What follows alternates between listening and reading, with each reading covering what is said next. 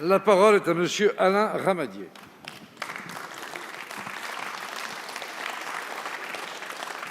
Monsieur le Président, mes chers collègues, ma question s'adresse à Monsieur le ministre de l'Éducation nationale, de la jeunesse et des sports. Sujet déjà évoqué par de nombreux députés, ce qui montre son importance.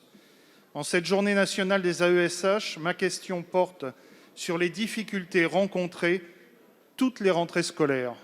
30, Monsieur le ministre, 30 enfants en situation de handicap actuellement sont sans AESH dans ma seule commune d'Aulnay-sous-Bois. Cette situation n'est pas acceptable, que ce soit pour les enfants, que ce soit pour les parents, pour les enseignants, qui pallient bien trop souvent l'absence d'AESH. Je sais, Monsieur le ministre, que vous m'opposerez la création des postes depuis 5 ans et les 4 000 à venir. Malgré les efforts qu'il faut souligner, cela reste encore très insuffisant. Car si les moyens en AESH ont augmenté, les effectifs des élèves notifiés ne cessent eux aussi d'augmenter, et vous nous l'avez confirmé tout à l'heure. Il y a urgence, Monsieur le ministre. Vous avez fait le choix de l'école inclusive.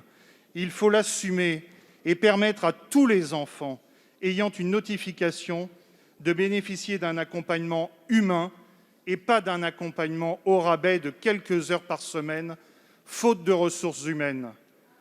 En cette journée nationale des AESH, dont je tiens à saluer le travail indispensable pour nos enfants, entendez ici le cri de détresse de ces femmes et ces hommes particulièrement inquiets face à une situation de plus en plus compliquée.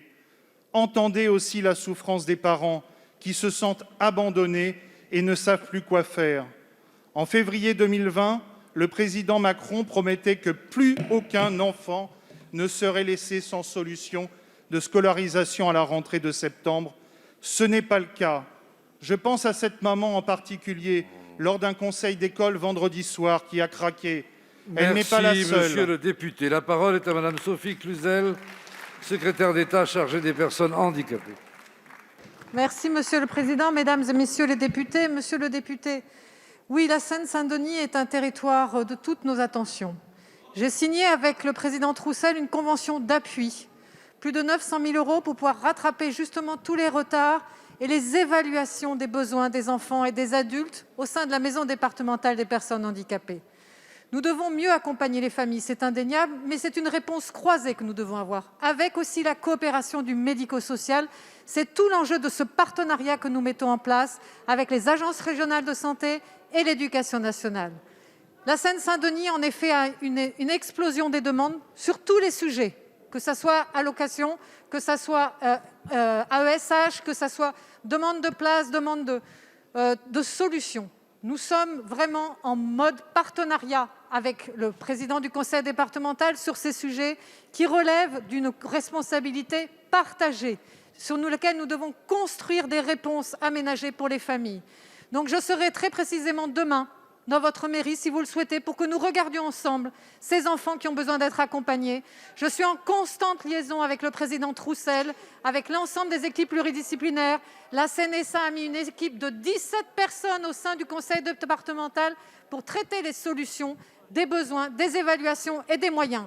Nous serons aux côtés des familles et nous le serons ensemble, si vous le souhaitez, avec le président du département, sur lequel nous sommes en co-responsabilité sur l'ensemble des parcours de vie des enfants et des adultes en situation de handicap.